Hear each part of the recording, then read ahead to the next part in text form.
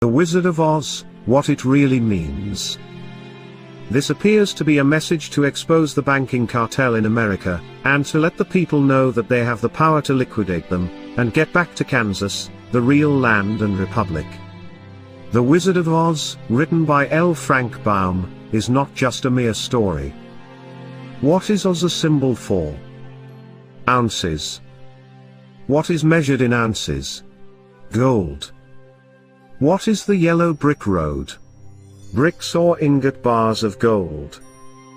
The character known as the straw man represents that fictitious, all caps, legal fiction, a person the federal US government created with the same spelling as your birth name. Remember what the straw man wanted from the Wizard of Oz? A brain? No juristic person, legal fiction, paper corporation has a brain because he or she has no breath of life. What did the straw man get in place of a brain? A certificate, a birth certificate for a new legal creation. He was proud of his new legal status, and all the other legalisms he was granted. Now he becomes the epitome of the brainless sack of straw who was given a certificate in place of a grain of common sense. Now, what about the Tin Man? Does taxpayer identification number, TIN, bring anything to mind? The poor Tin Man just stood there, mindlessly doing his work until his body, literally seized up and stopped functioning. He worked himself to death, because he had no heart or soul. He's the heartless and emotionless creature, robotically carrying out his daily task as though he were already dead. He's the ox pulling the plow and the mule toiling under the yoke.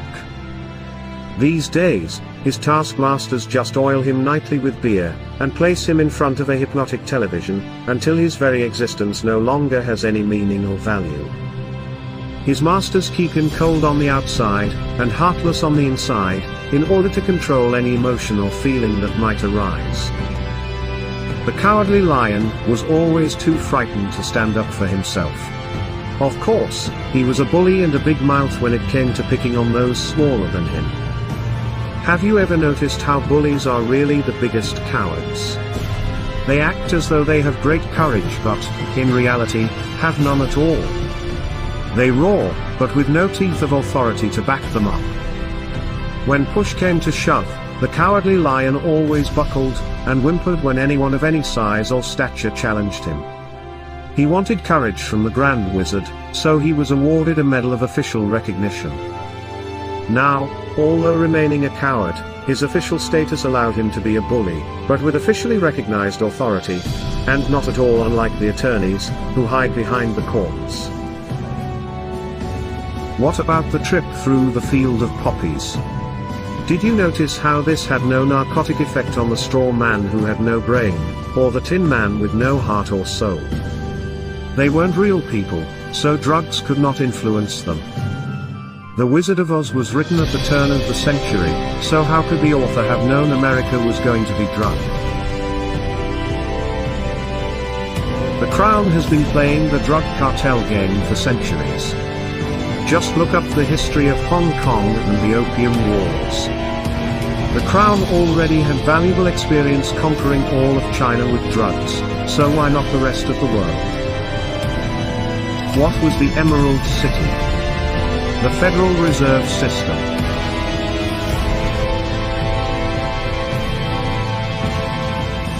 Who finally exposed Wizard for what he really was.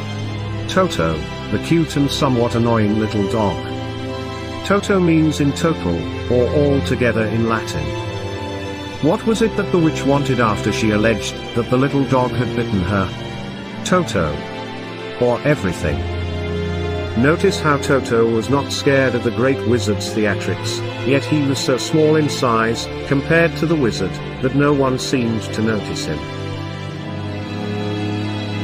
The smoke, flames and holographic images of Oz were designed to frighten people into doing as the great wizard commanded.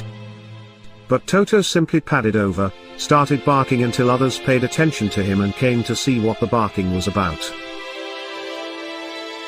Who was behind the curtain? just an ordinary person controlling the levers that created the illusion of the great wizard's power and authority. When Toto pulled back the curtain and completely exposed him, the charade was at an end. The veil hiding the corporate legal fiction and its false courts was removed. The wizard's game was up, and what was he after all? A conman, a fraud. We can see, in this tale, just how loud the bark from a little dog can be. Most of us remain silent and wait to be given whatever food and recognition, if any, by our legal masters.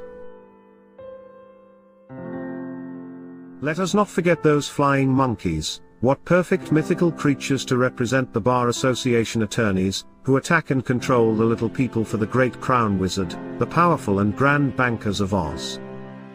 How, finally, was the evil witch destroyed? Pure, clean water? Liquidation. How did Dorothy finally get home? She simply clicked her heels. She always had the power, and so do we. What would it take to expose the wizard for what he is? We each need only a brain, a heart and soul, and courage.